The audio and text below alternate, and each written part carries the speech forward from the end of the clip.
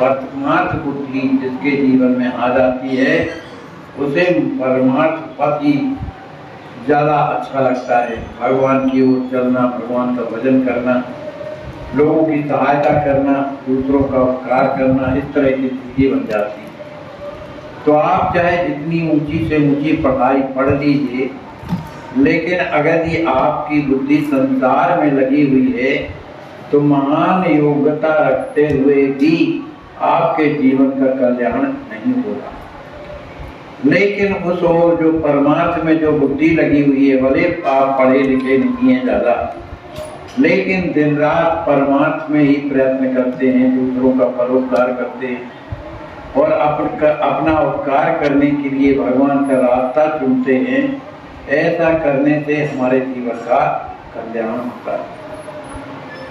तुलसीदास जी महाराज कहते हैं कि काम क्रोध मद लोभ की जब लग मन में खान, तब लग पंडित मूर्खा, दोनों एक समान, दोनों एक ही समान माने जाते हैं। जीवन में काम क्रोध मद लोभ ये तो किसी तरह से जाने वाले नहीं है, लेकिन इसी काम को, क्रोध को, मद को, लोभ को जब भगवान में लगा दिया जाता है, कामना किसकी करें? भगवान की सेवा की। क्रोध किसके लिए करें? हमारा मन भगवान में नहीं लगता, इसलिए अपने आप में क्रोध करें। मद किसका? हम भगवान के हैं, इस तरह की। और लोभ माने जो वस्तुएं हैं उनमें लोभ रखना माने भगवान की हैं, इसलिए इनकी सुरक्षा करना हमारा काम। इस तरह की अगर स्थिति है तो यह काम क्रोध मद लोभ भी भगवान की ओर का है तो हमारा कल्याण करेगा। लेकिन यही काम क्रोध मद लोभ जो है नाथ नरक के पंथ, ये नरक के रास्ते माने जाते हैं। इसलिए सबका लाभ क्या है कि भगवान का भजन करना चाहिए। कल के प्रसंग में हम आप लोगों ने श्रवण किया कि श्री चैतन्य महाप्रभु जैसे ही जगन्नाथ जी के मंदिर में प्रवेश करते हैं, जगन्नाथ भगवान का दर्शन करते हैं, सुभद्रा जी का दर्शन करते हैं, बलराम जी का दर्शन करते हैं, उन्हें भावावेश हो जाता है। अब ये उन्हें अपने शरीर का होश नहीं हुआ और आगे बढ़ कर के उनका आलिंगन करना चाहते हैं, उनसे लिपटना चाहते हैं, लेकिन वहाँ के सेवकों ने उन्हें जाने नहीं दिया, इसलिए वहाँ पर वो बेहोश होकर के गिर जाते हैं।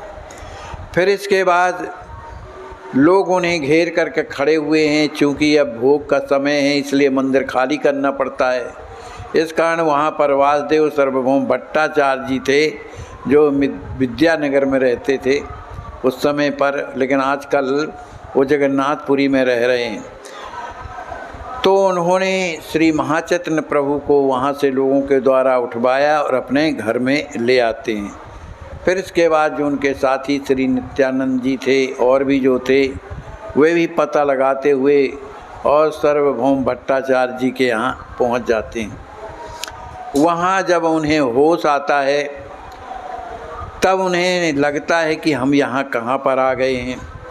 सार्वभौम भट्टाचार्य जी जो हैं महाचैतन्य प्रभु को देख करके बड़े प्रसन्न होते हैं, क्योंकि जब कीर्तन किया गया तब उन्हें होश हुआ। उनके इस प्रेम को देख करके सार्वभौम भट्टाचार्य बड़े प्रसन्न होते हैं, लेकिन ये कोरे विद्वान थे, उनकी पहुंच भगवान के प्रेम में नहीं थी।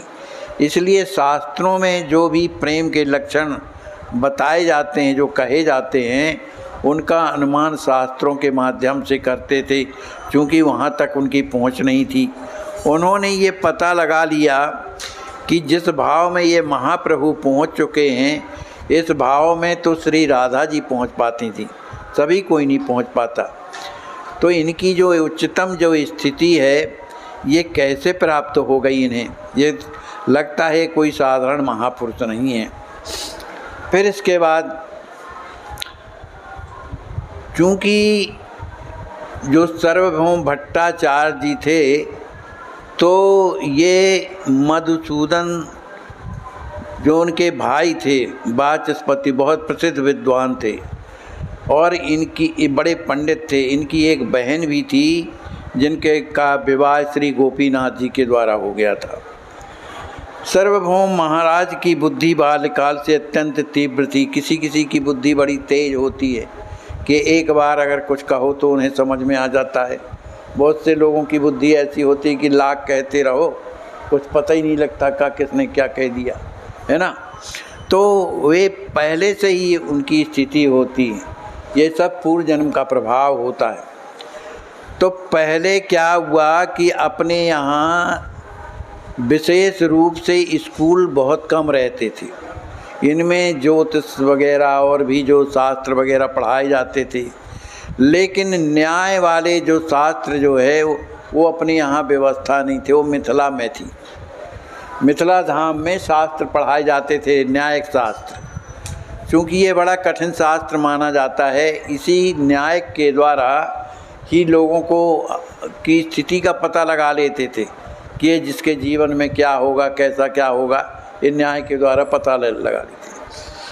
तो सार्वभौम भट्टाचार्य जी की जो बुद्धि थी बड़ी कुशाग्र थी। वो जो एक बार सुन लेते थे तो उन्हें सब याद हो जाता था। तो लोगों ने इनसे कहा कि अपने यहाँ जो है ये स्कूल है ही नहीं, क्योंकि लोग इसके पढ़े लिखे नहीं हैं, न्याय शास्त्र के, तो कोई स्कूल ही नहीं है।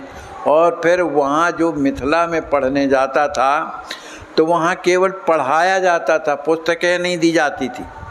पुराने ज़माने में छापाई खाना नहीं थे, हाथ से लिखा सुना जाता था, लेकिन हाथ से उन्हीं के द्वारा लिखाया जाता था जो वहाँ के विशेष विश्वास पात्र लोग रहते थे, किसी दूसरों के द्वारा नहीं लिखाते थे। इस कारण से प्रचार प्रसार न्याय शास्त्र का नहीं हुआ। अब इन्होंने सोचा वासुदेव सार्वभौम भट्टाचार्य जी ने कि चाहे कुछ भी हो, मुझे न्याय शास्त्र का स्कूल अपने यहाँ खोलना है। तो खोला कैसे जाए, कोई थोड़ा मोड़ा ग्रंथ थोड़ी है, बड़े विस्तार में ग्रंथ था, मोटा ग्रंथ था, उसके साथ में बहुत से और ग्रंथ थे जो पढ़ाए जाते थे। लेकिन मिथिला में जितना जो कुछ भी पढ़ाया जाता था वो पुस्तकें किसी को नहीं दी जाती थी, केवल पढ़ाया जाता था। तुम्हारे समझ में आ जाए तो ठीक है, और न समझ में आवे तो ठीक है, बाकी वहाँ से जब चलो तो आपको पुस्तकें नहीं दी जाती थी। वहाँ का ऐसा नियम था। तो सार्वभौम भट्टाचार्य वहाँ पर जब जाते हैं तो उन्होंने कहा भाई हम भी यहाँ पढ़ेंगे, न्याय शास्त्र पढ़ेंगे यहाँ पर। तो बड़े प्रेम से पढ़ाते थे, मिथिला में स्कूल थे न्याय शास्त्र के। अब चूँकि इनकी बुद्धि इतनी कुशाग्र थी कि जो भी एक बार पढ़ते थे, पुस्तकें नहीं दी जाती थी, केवल पढ़ाया जाता था, और ना ब्लैक बोर्ड कुछ ऐसा कुछ नहीं रहता था, केवल पढ़ाया जाता था बालकों को, उसी में वो लिख लें भले बात अलग है, लेकिन ये नहीं रहता था कि पुस्तकें दी जाएं। तो इसके बाद उन्होंने सोचा कैसे क्या किया जाए। तो इस स्थिति में पढ़ने गए कि वहाँ के जितने भी शास्त्र हैं न्याय के, सब मैं याद करके लाऊंगा और फिर यहाँ अपना स्कूल चलाऊंगा, जिससे हमारे देश के लोग कम से कम न्याय शास्त्र को पढ़ सकें। सार्वभौम भट्टाचार्य वहाँ पर जाते हैं, विद्यालय में नाम लिखाते हैं, और वहाँ मिथिला में जा कर के उन्होंने समस्त विद्याएँ पढ़ी उन्होंने। और पढ़ने के बाद जब वहाँ से चलने लगे तो उन्हें पुस्तकें तो दी नहीं गई, और ना लिखने की जो भी जिसमें आप लिखते थे वो भी जमा करा लेते थे, ये नहीं उसको पढ़िए आप, लेकिन जब जाने लगते थे तो सब जमा करा लेते थे, कुछ नहीं रखते थे कि ये हमारी विद्या दूसरे देशों में न जाने पावे। इस कारण अब इन्होंने तो सब कुछ याद कर लिया था। अब ये आते हैं माने जगन्नाथपुरी में रहते थे, तो जगन्नाथपुरी में ही इन्होंने स्कूल खोल दिया न्याय शास्त्र का। उसमें बहुत से लड़के आकर के माने पढ़ने लगे, ये अपने से सब पढ़ाते तो उन्हें पूरा ज्यों का त्यों याद हो गया था। तो पढ़ाने लगे, पढ़ाते पढ़ाते फिर बहुत सी किताबें भी लिखी उन्होंने। किताबें लिखने के बाद फिर लोगों का प्रचार प्रसार हुआ। एक प्रकार का इसमें सामुद्रिक शास्त्र भी होता है, जिसमें मन की स्थिति का पता लगा जा सकता है। भाई कोई भी जैसे सिद्धि है वो तो भगवान की कृपा से मिल जाती है, लेकिन कुछ शास्त्र ऐसे भी होते हैं कि मन की स्थिति को पता लगाया जा सकता है कि इसके मन में क्या चल रहा है, ये क्या करना चाहे। तो शास्त्रों के सामुद्रिक शास्त्र होते हैं, तो जिनको अध्ययन है वो सब जानते हैं। तो उन्होंने स्कूल चलाना शुरू कर दिया। अब बड़े बड़े लोग आकर के, और जब शास्त्र पढ़ते थे, न्यायिक शास्त्र कहलाता है, तो सभी को अब शिक्षा सबको मिलने लगी। बहुत से ग्रंथ लिख गए इसी पर। माने ये सबसे बड़ा काम जो कोई नहीं कर सकता था, वो वासुदेव सार्वभौम भट्टाचार्य ने किया, जो अपने देश में दूसरे देशों की भाषा ले आए, माने न्याय शास्त्र की। इस तरह से उन्होंने बहुत से ग्रंथ लिखे और उन्होंने कंठस्थ भी कर लिए थे। सार्वभौम की विद्वता और छात्र प्रियता, माने छात्रों से भी प्रेम करते थे। गंभीरता, पढ़ने की सुंदर और सरल शैली की थोड़ी ही दिनों में दूर दूर तक ख्याति हो गई। माने पढ़ाते थे सबको, तो बालक लोग भी बड़े प्रसन्न होते थे। विभिन्न प्रांतों से न्याय पढ़ने वाले बहुत से छात्र इनके पास आते थे। ये सबको न्याय शास्त्र की पिपासा को, इनके सुंदर सरल प्रेम पूर्वक पढ़ाए हुए पाठ को शांति से पढ़ने लगे। इनके विद्यार्थी लोक प्रसिद्ध हो गए। न्याय शास्त्र ये सभी कोई नहीं पढ़ सकते हैं, बड़ा कठिन विषय होता है। तो उनकी प्रसिद्धि हो गई। जिनके बनाए हुए नव्य न्याय में बहुत ही प्रमाणिक समझे जाते हैं। दीधीति आप लोग जानते हैं दीदी क्या? दीधीति के रचयिता रघुनाथ पंडित इन्हीं सार्वभौम महाशय के एक बहुत बड़े अच्छे शिष्य हो गए हैं। उस समय उत्कल माने उड़ीसा में के प्रांत में महाराज जो रुद्र प्रताप जी थे, वो संस्कृत के बड़े प्रेमी थे। संस्कृत विद्या से उनका बड़ा प्रेम रहता था। वो जो संस्कृत जानते थे उनसे वो बड़ा प्रेम करते थे। श्री भट्टाचार्य की विद्वता की प्रशंसा सुनकर उन्हें अपने पाठशाला में पढ़ने के लिए बुला लिया। माने राजा ने बुला लिया कि हमारी पाठशाला में आओ और लोगों को पढ़ाओ। सार्वभौम आचार्य राजा के साथ सम्मान पूर्वक आमंत्रण की अवहेलना नहीं कर सके। अब राजा हैं, बुलाया तो गए। वे अपनी छात्र मंडली के सहित जगन्नाथपुरी में महाराज की पाठशाला में पहुंच गए। वहीं से विद्यार्थियों को विविध शास्त्रों की शिक्षा देने लगे। माने बहुत बड़ी बात है, सबसे बड़ा दान शिक्षा का दान होता है। माने वो नहीं जैसे मास्टर पढ़ाते हो तो भैया वेतन लेते हैं, लेकिन आज भी जहाँ जहाँ संस्कृत के पाठशाला चलते हैं तो पढ़ाने वाले कोई शुल्क नहीं लेते, निःशुल्क सेवा करते हैं। तो इसी बीच में एक दिन सहसा महाप्रभु के दर्शन हो गए। उन्हें मूर्छित दशा में देखा, मन जो मंदिर में बेहोश हो गए थे। तो सार्वभौम भट्टाचार्य वहाँ पर जाते हैं। अब मूर्छित स्थिति में महाप्रभु की अब वो न्याय शास्त्र से देखने लगे कि जो प्रेम की जो अष्टभाव चिन्ह जो होते हैं वो क्या क्या हैं, उन्हें अच्छी तरह से ज्ञान था, क्यों पढ़े लिखे थे। और फिर महाभाव की स्थिति में जिसमें राधा जी स्थित हो जाती थी, वो तक भाव इनमें देखा तो बड़े आश्चर्य में पड़ गए कि ये तो साधारण मनुष्यों में ये स्थिति तो आ नहीं सकती है, ये निश्चित रूप से कोई अलौकिक महापुरुष हैं। ऐसा समझ करके उनके प्रति इनके हृदय में प्रेम हो गया। इसी के कारण वे उन्हें उसी स्थिति में उठा करके बेहोशी की स्थिति में अपने घर ले आए थे। अपने घर में ला करके और उन्हें बड़ी सुरक्षित ढंग से रखा। फिर इसके बाद जो उनके साथी थे वो लोग भी आते हैं, महाचैतन्य प्रभु को देखते हैं कि तो बेहोश हैं। वो तो बड़े दुखी हो रहे थे। बड़े वो न्याय शास्त्र के द्वारा ही जानते थे कि प्रेम की उच्चतम स्थिति है, लेकिन कैसे उनका संसार में माने वापस इनके प्राण हो ये नहीं जानते थे। तो जब उनके शिष्य जाते हैं तब बड़े ज़ोर से कीर्तन करते हैं। जब कीर्तन करते हैं तो कीर्तन की ध्वनि को सुनकर महाचैतन्य प्रभु होश में आ जाते हैं। और जब होश में आ जाते हैं तब सार्वभौम भट्टाचार्य जी को बड़ी प्रसन्नता हुई कि चलो अच्छा हुआ, इनका जीवन कम से कम लौट आया। अब चूँकि किताबों का ज्ञान उतना काम नहीं करता जितना अनुभव का होता है, तो अब जब उन्हें माने उन शरीर में जब स्थिति हो गई तब इन्होंने उन्हें कहा ओम नमो नारायण, ओम नमो नारायण कह करके प्रणाम करते हैं। महाचैतन्य प्रभु भी इन्हें नारायण नाम से संबोधन करके प्रणाम करते हैं। भट्टाचार्य सार्वभौम ने ओम नमो नारायण ही कहकर प्रभु को प्रणाम किया। प्रभु ने उनके उत्तर में केवल श्री कृष्ण भगवान के पाद पद्मों में प्रगाढ़ प्रीति हो ऐसा आशीर्वाद देते हैं। इस आशीर्वाद को सुनकर सार्वभौम भट्टाचार्य की प्रसन्नता हुई। वे मन ही मन सोचने लगे कि ये कोई भगवत भक्त वैष्णव सन्यासी है। इसलिए भट्टाचार्य के हृदय में इनका परिचय प्राप्त करने की बड़ी इच्छा उत्पन्न हुई कि आखिर ये महापुरुष हैं कौन, कहाँ से आए हैं। ये इस तरह की जिज्ञासा उनके हृदय में प्रकट हो गई।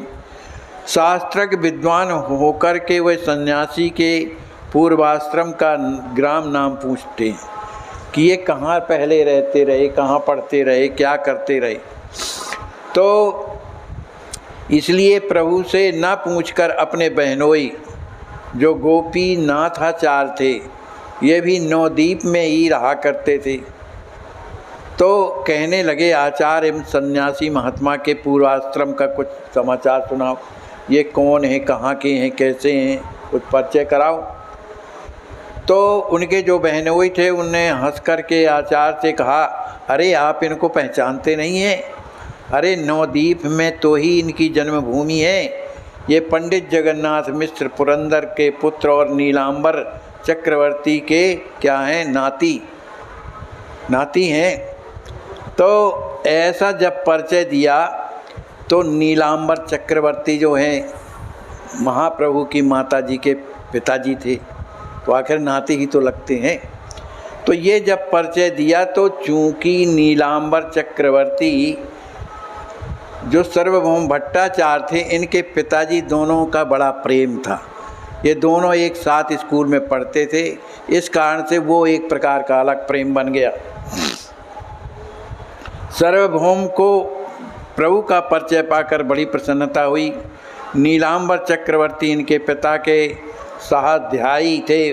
पुरंदर पंडित इनके साथ कुछ दिन पढ़े थे। सार्वभौम के पिता में और नीलांबर चक्रवर्ती में बड़ी प्रगाढ़ता थी। इसी संबंध से सार्वभौम के पिता पंडित जगन्नाथ मिश्र को अपना मान्य मानते थे, क्योंकि वो पर विद्वान थे उनके पिताजी महाचैतन्य प्रभु के। अब तक सार्वभौम महाशय इन्हें कृष्ण प्रेमी वैरागी सन्यासी ही समझकर मन ही मन प्रेम करते थे। लेकिन अब ऐसा परिचय जब उन्हें प्राप्त हुआ तब उनके हृदय में एक अलग प्रेम प्रकट हो गया कि हमारे पिताजी के मने मित्र के मने ये नाती हैं। इस तरह का प्रेम हुआ। अब उनका शिष्टाचार ही बदल गया, व्यवहार बदल गया। अब उनका प्रभु के प्रेम का जो ममत्व था वो अलग प्रकार का हो गया। उनकी वह भक्ति भी भक्त वात्सल्यता के में परिणत हो गई, कुछ अपनापन प्रकट हो गया। सार्वभौम कहने लगे, मुझे क्या पता था कि आप अपने घर के ही हैं। माने गौरांग महाप्रभु से कहते हैं घर के। अरे नीलांबर चक्रवर्ती के संबंध, एक तो ये हमारे वैसे ही मान्य और पूज्य थे, तिस पर सन्यासी, इसके लिए तो ये पूजनीय संबंधी और अत्यंत आदरणीय है। महाप्रभु ने जब अपनी प्रशंसा सुनी तो कुछ लज्जित हो गए और लज्जित भाव से कहने लगे, ये है आप कैसी बातें कर रहे हैं? अरे मैं तो आपके लड़के के समान हूँ।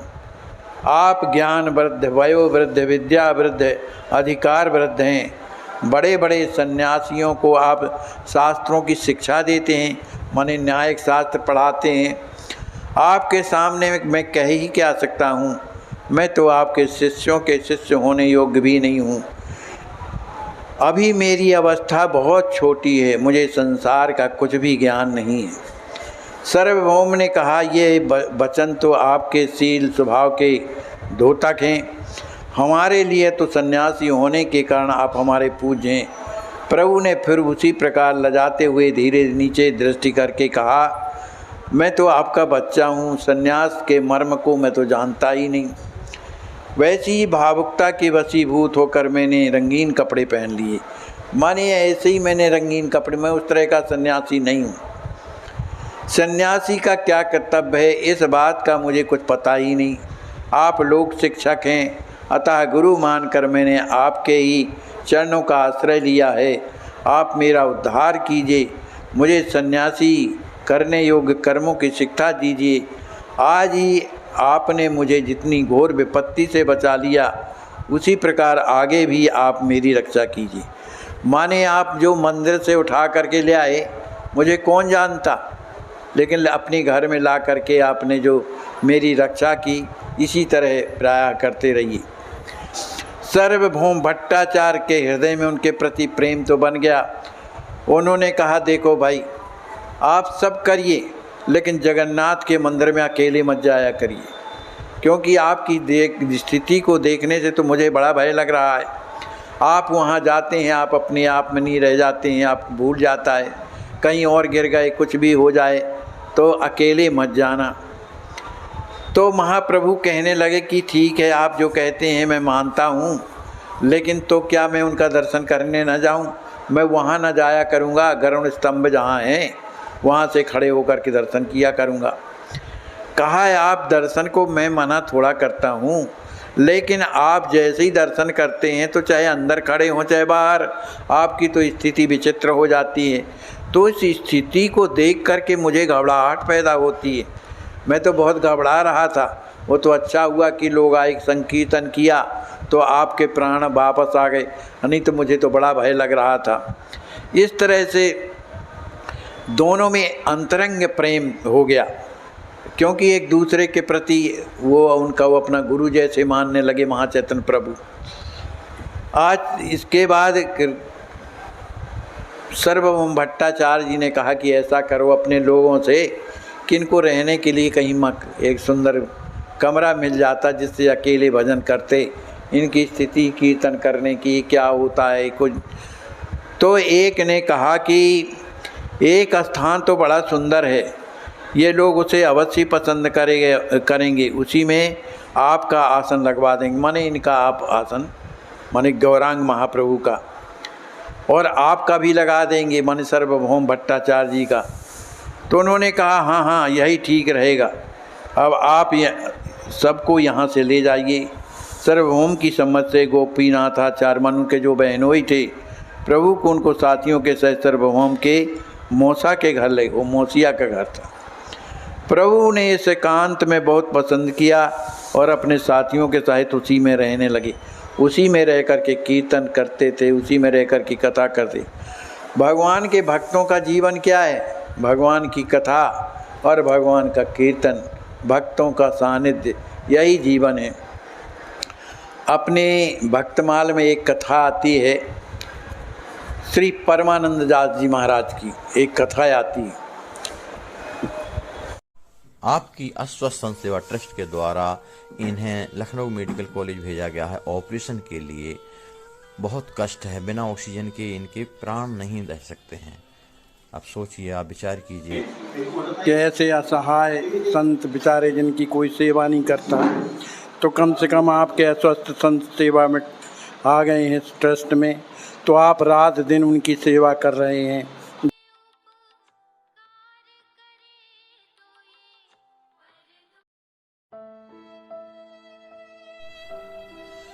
इनको लकवा मारने के बाद 1 महीने तक अपने बिस्तर पर पड़े रहे। दुर्भाग्य हमारे समाज का, कोई हाथ नहीं लगाता था, बेचारे खिसक खिसक के लेटरिन करते थे। आज अस्वस्थ सेवा ट्रस्ट आपकी देख रहे हैं आप किस प्रकार से स्नान करा रही है, और इनको हर प्रकार के इलाज की सुविधा अब चलने लगे हैं ये।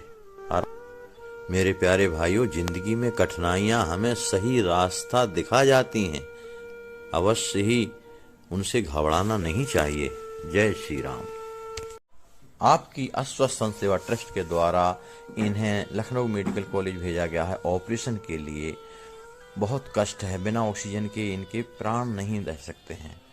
आप सोचिए, आप विचार कीजिए, कैसे असहाय संत बेचारे जिनकी कोई सेवा नहीं करता, तो कम से कम आपके अस्वस्थ संत सेवा में आ गए हैं इस ट्रस्ट में, तो आप रात दिन उनकी सेवा कर रहे हैं।